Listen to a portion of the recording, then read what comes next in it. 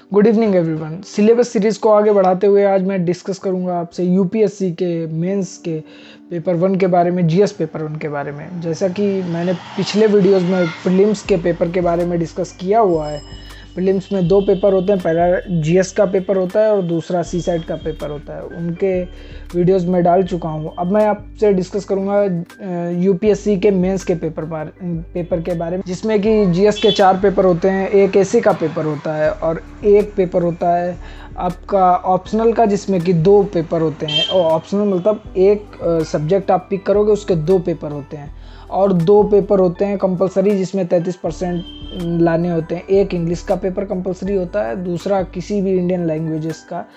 24 languages जो दी हुई हैं उनमें से किसी भी लैंग्वेज में से आप वो पेपर दे सकते हो।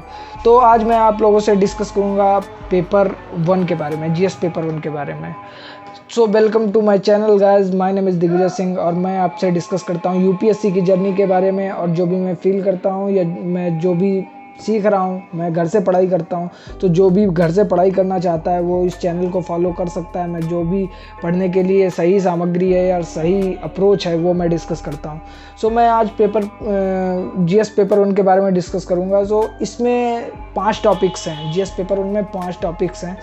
सबसे पहला टॉपिक है आर्ट एंड कल्चर का, दूसरा टॉपिक है मॉडर्न हिस्ट्री का, तीसरा टॉपिक है वर्ल्ड हिस्ट्री का, चौथा टॉपिक है इंडियन सोसाइटी यानी भारतीय समाज का, और जो लास्ट टॉपिक है ज्योग्राफी का यानी जो भूगोल होती है। तो पहला जो टॉपिक है इसका वो है हमारी आर्ट एंड कल्चर का, यानी जो संस्कृति और हमारे जो कला है उसका पेपर होता है। तो इसमें आपसे पूछा जाता है भारतीय संस्कृति में प्राचीन काल से आधुनिक काल तक के कला के रूप, साहित्य और वास्तुकला के मुख्य पहलू शामिल होंगे। सो इसमें आपसे जो भी एंशिएंट हमारी जो कल्चर था, जो भी आर्ट थी, उसके बारे में आपसे पूछते हैं। दूसरा पेपर होता है मॉडर्न हिस्ट्री का, जो भी हमारी इंडिपेंडेंस का, जो भी हमारी स्वतंत्रता की लड़ाई है उसमें जितने लोगों ने हिस्सा लिया उनसे रिलेटेड इसमें क्वेश्चंस पूछे जाते हैं। इसमें पहला टॉपिक है 18वीं सदी के लगभग मध्य से लेकर वर्तमान समय तक का आधुनिक भारतीय इतिहास, महत्वपूर्ण घटनाएं, व्यक्तित्व और विषय। और दूसरा टॉपिक है इसमें स्वतंत्रता संग्राम, इसके विभिन्न चरण और देश के विभिन्न भागों से इसमें अपना योगदान देने वाले महत्वपूर्ण व्यक्ति और उनका योगदान। और जो लास्ट टॉपिक है मॉडर्न हिस्ट्री का, वो है स्वतंत्रता के पश्चात देश के अंदर एकीकरण और पुनर्गठन। सो गाइस, ये 3 टॉपिक हमें मॉडर्न हिस्ट्री में पढ़ने हैं। जो भी सिलेबस आप डाउनलोड करेंगे उसमें आपको डिवाइडेड नहीं कर रखा है कि कौन सा टॉपिक आर्ट एंड कल्चर का है, कौन सा टॉपिक मॉडर्न हिस्ट्री का है, कौन सा वर्ल्ड हिस्ट्री का, उन्होंने लाइन से दे रखे हैं। सो आप ये समझ सकते हैं कि पहला आर्ट एंड कल्चर है, दूसरे 3 टॉपिक हमारे मॉडर्न हिस्ट्री के हैं और चौथा टॉपिक हमारा विश्व इतिहास का है, वर्ल्ड हिस्ट्री का। उसमें आपसे विश्व के इतिहास में 18वीं सदी की घटनाएं यथा औद्योगिक क्रांति, विश्व युद्ध, राष्ट्रीय सीमाओं का पुनः सीमांकन, उपनिवेशवाद की समाप्ति, राजनीतिक दर्शन और शास्त्र जैसे साम्यवाद, पूंजीवाद, समाजवाद और शामिल होंगे, उनके रूप और समाज पर उनका प्रभाव। तो ये था वर्ल्ड हिस्ट्री का, जो भी विश्व इतिहास के बारे में हमसे पूछा जाएगा, जो भी जीएस पेपर 1 में मेंस के। सो इसके आगे आते हैं भारतीय समाज का पेपर, जिसमें कि भारतीय समाज की मुख्य विशेषताएं पूछेंगे और भारत की विविधता पूछेंगे। और दूसरा टॉपिक है इसमें महिलाओं की भूमिका और महिला संगठन। उसी में है एक जनसंख्या एवं संबंध मुद्दे, गरीबी और विकासात्मक विषय, शहरीकरण, उनकी समस्याएं, उनके रक्षोपाय। और उसके बाद है भारतीय समाज पर भूमंडलीकरण का प्रभाव। और लास्ट टॉपिक है इसमें जो भी इंडियन सोसाइटी का, सामाजिक सशक्तिकरण, संप्रदायवाद, क्षेत्रवाद और धर्मनिरपेक्षता।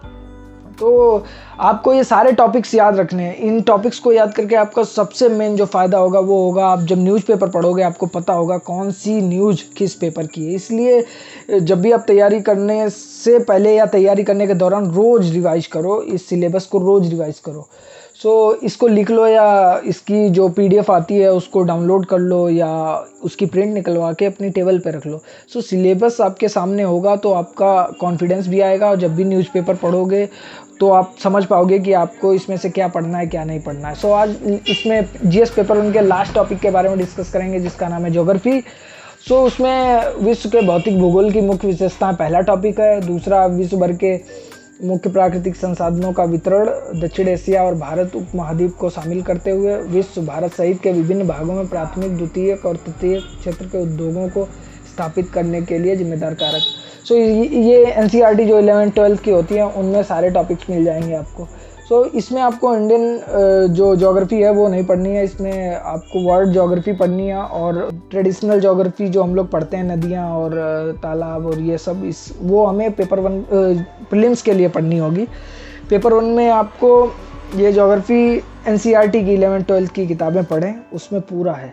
भूकंप, सुनामी, ज्वालामुखी, हलचल, चक्रवात आदि जैसी महत्वपूर्ण भूभौतिकी घटनाएं, भूगोलीय विशेषताएं, उनके स्थान, अति महत्वपूर्ण भूगोलीय विशेषताएं, जल स्रोत और हिमावृत सहित और वनस्पति एवं प्राणी जगत में परिवर्तन और इस प्रकार के परिवर्तनों के प्रभाव।